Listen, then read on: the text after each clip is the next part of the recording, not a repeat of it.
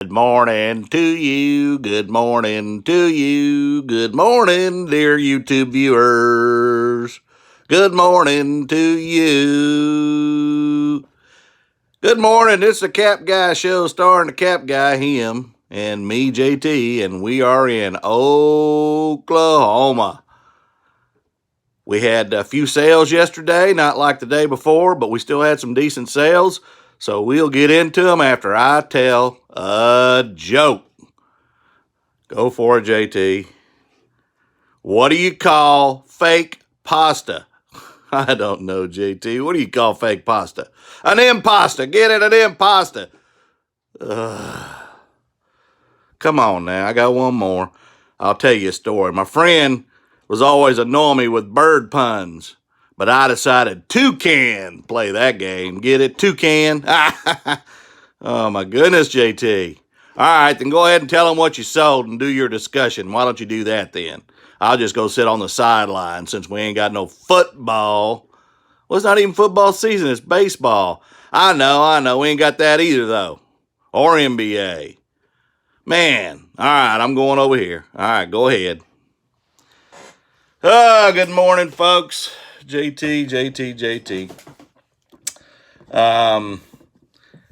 Like he said, it wasn't a great day. We had, technically we had 4 sales, but I've got paid on the Ariat shirt, so I'm counting those in the numbers because I didn't count them in yesterday's. So 5 numbers, or 5 items sold and paid for. Still waiting on the phone to be paid for, but I got a feeling that's not going to happen. I'm working on the dumbbells that I mentioned yesterday. I'm working on those with an offer. Got a couple people trying to lowball me, but we'll see if we can negotiate that out today. I think that'll actually go today at some point. We'll see, and we'll get into what I sold, and then I want to discuss some things that I think you could sell in your own house. And some of these are going to be knowledgeable things that you already know, because if you're watching other YouTube videos or mine, you're gonna know these. But there's also a few others that maybe you're not thinking about that I'm gonna throw out there at you. So we'll get into what I sold, and then we'll go to that. All right. Well, we ain't gonna do that. We ain't gonna get those lights in the picture. All right. So the first item that I sold, and this is what I was talking about yesterday, it's an Ariat woman's pearl snap shirt. It's not pearl, it's kind of a rose colored, as you can see here. But it's pretty cool. I mean, it's a Western shirt. It's got some bling up here and not a bad little deal. And anyway, I sold that. I paid $2 for it. Sold it for $13.48 with shipping, and I made $11 on the shirt. Let's see. Yeah, here we go. Here's some more close-ups. Actually, hey, it's working today. Yay. Ariat, by the way, for those of you who don't know, that's a very popular Western brand. So it's got some beads on it and stuff. So not bad. The next item is one of the things I sell all the time. I have a source of a thrift store locally where I buy these convict inmate jumpsuits. This one's not a jumpsuit. It's a 2-piece set, but pay on average anywhere from $5 to $7.50 for either a jumpsuit or the set. I've got them in orange, blue, brown. I had some red, I sold those, and I've had yellow, and I sold those. But typically orange, brown, and blue are the 3 most prominent. I've also got shoes. Some are like Croc type shoes, and some are canvas like Converse type shoes. And these are legitimate inmate jumpsuits. Some have the information on them, the jail or the federal prison, and some don't. This is actually a blank, and they're made by Bob Barker, which is a very popular manufacturer of prison uniforms. This particular set I paid like $2.48 for. Sold it for $29.75 with shipping on top, and I always get them in a flat rate envelope, regardless of whether they're in a set or a jumpsuit. So I made $25 profit. The next item is an SR-71 Blackbird plain ball cap in good shape. I got this at the bins. I paid 18 cents for it. Sold it for $6.60 plus shipping. Made $7 on it. This one was a fun one. I bought this. I found this at the bins, and it's a vintage bongo board. And for those of you who don't know a bongo board, it's similar to a skateboard, except the wheels are underneath. And it's wood, of course. And there's the wheels, and they roll back and forth on this cord. Let's see if yeah, there you go. So you do tricks and exercise with it, whatever you want to do, but it rolls back and forth on this hard plastic area, and then it's got a cord. And the wheel comes out real easily. You just pop it out from under there, and it comes off. And I didn't know how I was going to ship it, and ended up doing two long tubes, and I put them together and Frankenboxed them and sealed it on the ends, and hopefully it'll make it where it's going without any problem. Again, I paid by the pound. This thing weighed 8.2 pounds with the packaging. Without it, it weighed a little over 7.5. So it cost me $5.18 when I bought it at the bins. I sold it for $43.20 plus shipping, and shipping was almost $50. Of course, they paid for it, but it took me a little while to Frankenbox that big boy. So I hope they enjoy it and have fun with it. But again, when I was all said and done, I made $34 on it. And then the last item I saw late last night, it's one of these Simonize hand dispensers. You put the soap bags in it and then click the little button on the bottom. I'm sure you all know what that is. And paid 75 cents at the bins for it. Sold it for $18.99 with free shipping. And I actually got this in a priority flat rate envelope. I bubble wrapped it. Really good, especially around the plastic areas where there's the clear. And the whole thing's bubble wrapped, and it took a little bit to get it in there, but I got it in there. And again, hopefully it makes it. When it was all said and done, I made $8.60 off of it. So on the day, my sales, excuse me, were $10.59 in cost of goods, $112.02 in sales, and $85.70 in profit after all fees, shipping, and everything. So not bad, not bad. What I want to talk about is during this time, I hear people talk about sourcing, and some of us are lucky enough to have a death pile because we overbought, especially when you're at the bins. You're just pulling that stuff, and I've still got a ton of it to list, and I didn't do any listing yesterday. I just didn't want to. I did my walk and just kind of hung out. But anyway, we all know about the puzzles, board games, crafts. Cross stitch is a good one if you have it. Video games, movies, CDs, VHS players, those sell all the time. Game systems, toys, and models, those are all popular items. You probably don't have some of those sitting around without being at least used.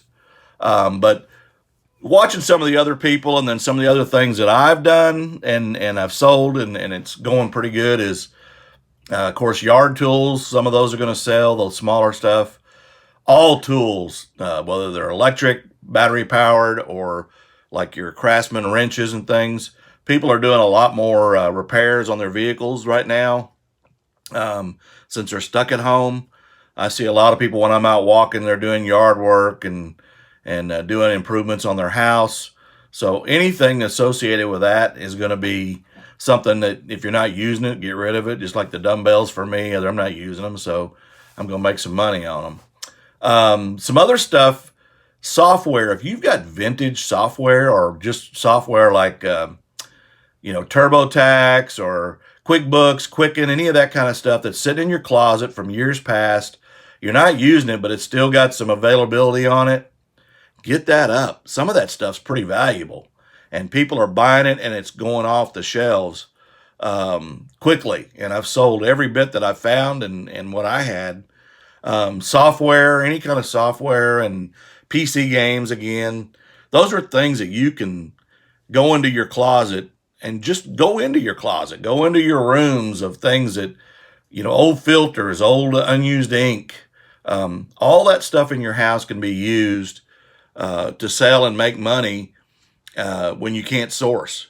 And even when you can source. When I moved into this house, it was a water filtration system that didn't work, but under the cabinet was a ton of brand new filters, and some of them were 10 years old, but they were still sealed in their packages.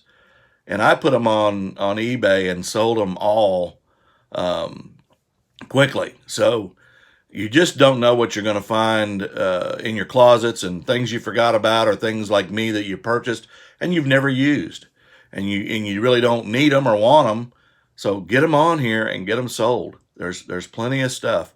Old ball caps. If you're not wearing them, I mean, I got plenty of them, but if you're not wearing them and they're in good shape and you've got too many, get them on here. There's plenty of your own stuff that you don't have money in, and right now is the time to sell that inventory, get things on there that you're not actually paying for at this point, and bringing in the money and stockpiling the money during these times. So again, look around. There's plenty of stuff in your garage and in your closets and your house that you can get rid of. My sister in California yesterday said she's been watching my videos, and she was going to have a yard sale because she's going to be moving from California to Texas come September. And she said because of my videos, she had a vase that she's had for 40 years. She said, I looked it up. It's worth over $65. So now I'm going to sell it on eBay. Bingo. There you go. Watch the videos, not just mine. Watch other people's and learn, because you got stuff in your house that you may decide to sell at a yard sale, and it's valuable, and you've been sitting on it for a while. So it works. I'm going to do my walk today. I will do some listing today. I think I'm going to get into the DVDs and try to lot some of those up. I think the best way for me to go would be maybe by genre, maybe the scary movies and the romance comedies and the comedies and the military ones and the westerns that I've got extra of, and all the dramas, and maybe try to go that way. And I don't know if I should go with a flat rate box like a medium and fill it for one money, or do a bigger box and do more DVDs. I don't know. I mean, I see it, but I don't feel like there's a lot of money in it. But I'll try it and just see how it works. Try a few lots and see if they sell. And again, I've got probably 150, 200 sitting. So besides my own collection, which is got approaching 1,000, and I have a lot of the classics. I love the older movies. Other than that, me and JT are gonna get out of here, get busy, get to the post office, and then get back and do our thing. Y'all like and share, subscribe, hit that notification bell, and we're going to talk to you tomorrow. And, I did want to mention one other thing, and it's not being negative, but I was watching, and I won't name them, but I was watching a pretty popular YouTuber yesterday, and they were talking about different places to source, and they're buying a lot of stuff through other people that they know, and they've networked, and they sell on different platforms, not just eBay. But he made a comment that if you're just thrifting in thrift stores and yard selling, that it's not really a business, it's a hobby. And I disagree totally. And I let him know that. I mean, being respectful, there's always going to be people that are buying things and getting rid of them at yard sales. Yard sales are not going away. They're going to be there. Can you make a living on them? Sure you can. During the season, if you buy enough stuff and the right stuff, you can make a good living on it. Obviously, you're going to piece out stuff. I mean, look at Commonwealth Picker. He pieces out vacuum cleaners and mousetrap games and things like that. And you can make money doing this, and it ain't just a hobby for those. Now, again, y'all know that I'm retired and I get a pension, so I don't have to do this, and this is not my source of income. But it is good extra income. And in the last 90 days, I've made over $20,000 in sales. So again, it's not it is full time because I'm doing it full time, or I'm putting in the hours to call it full time. But I totally disagree. You can make a living, and I don't think thrift stores are going away either, but they may not always be there. But there's plenty of ways to source on Marketplace and other things. But don't think you can't make a living doing this. You can, but you got to put in the effort, and you got to have the diversity of items. And I say that all the time. So I'll get off my soapbox or my shoebox as I've got this camera on. And again, y'all have a good day.